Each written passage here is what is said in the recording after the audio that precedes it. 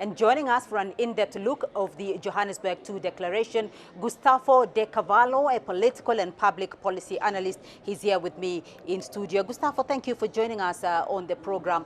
Momentous occasion here, as we've been saying. Over 40 countries had applied to join the BRICS group. 6 have been admitted. What is the impact of the 6 joining?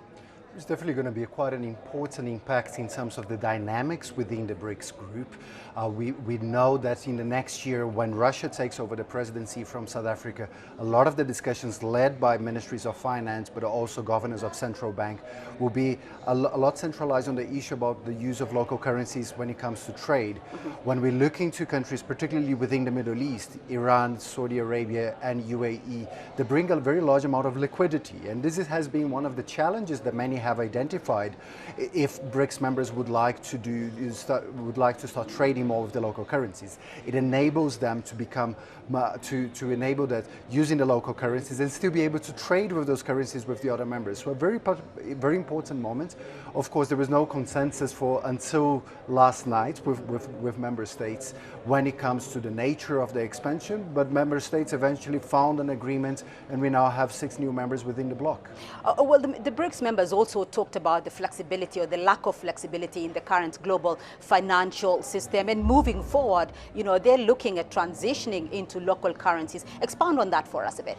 There's a very interesting moment now when we're looking to, especially after the war in Ukraine, when many countries within the global south feel that the US dollar has been weaponized or a currency that it's seen for many as a global economic good, and it to a certain extent became politicized and part of this global geopolitical divide.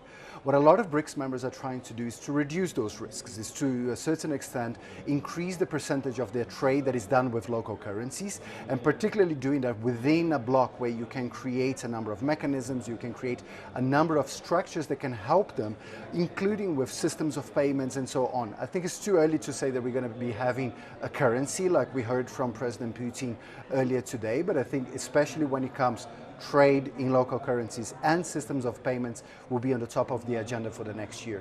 The BRICS countries had already overtaken the G7 in terms of their global might. So what happens now with an expanded, BRICS bloc? I think there's a very interesting dynamics with all of these countries. If we're looking, for instance, Saudi Arabia, Iran, and UAE, these countries are already selling a lot of their oil and gas already to India and China. And I think to a certain degree it showcases also the shift in terms of geopolitical dynamics in the Middle East.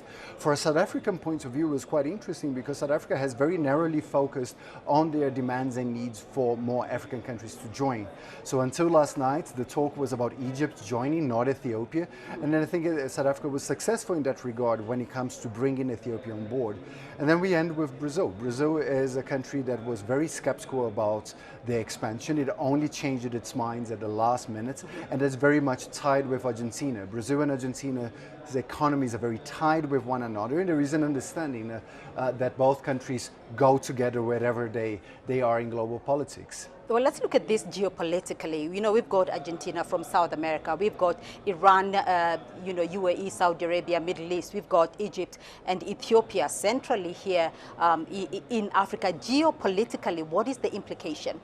There is the potential positive geopolitical aspects that it elevates the voice in regions where all of these countries are very influential. There's the issue about how this group now of 11 countries will be able to coordinate certain positions, particularly when it comes to their demands on reform of international financial institutions. But I think we should also be aware, and I think it's an important moment to be aware, that there's also some difficulties that will arise. We know there's difficult relations between Iran and Saudi Arabia. We know the role that China has played this year, very important, bringing the two parties together, and we hope that will continue. Ethiopia and Egypt, also very complicated relations when it comes to the Grand Ethiopia Renaissance Dam that has created a lot of challenges. But also we should not forget that Argentina and Iran itself have very fractured relations since the 90s, and 2024 will be the 30th anniversary of the bombing of the Jewish Association in Buenos Aires that effectively frozen the relationship between the two countries. It is an opportunity, but I think the existing members and new members should also be aware of the need to creates confidence building between the partners, and also identify very clearly what the decision-making process will be going forward. President Xi talked about this, though. He talked about writing a new chapter for the Global South. Now, the BRICS bloc has now become a major trading bloc. As a new chapter for the Global South, what is the implication there? Certainly, we're going to continue seeing a lot of Global South countries looking at BRICS with a lot of interest. I think there is opportunities for BRICS to become even more vocal when it comes to global issues, and including with approximation and dialogue with groups like the G7. I think at this stage we're starting to see not only BRICS as that junior partner of global governance, but indeed actually being much more capable of projecting influence in a lot of global geopolitical disputes. But I think also internally, I think BRICS members really need to use that opportunity of ensuring that there is cohesion within the group and there is clarity around what the group is expected to achieve. We can't see the expansion just at expanding too much of the topics and then at a certain extent diluting the influence of BRICS. So I think it's a very fine line that our member states are going to be threading in the next couple of years, and I think, but it's definitely a very important potential for increasing the voice of countries from the Global South. Very briefly, Gustavo, what next now heading on from BRICS 2023? Next now certainly will be the discussions led by ministers of finance and governors of central banks. It's a very technical, very difficult discussion when it comes to local currencies, to system of payments, of reserves. There is a number of issues within this broader agenda of currencies, and that for me will dominate a lot of the debates for the next year.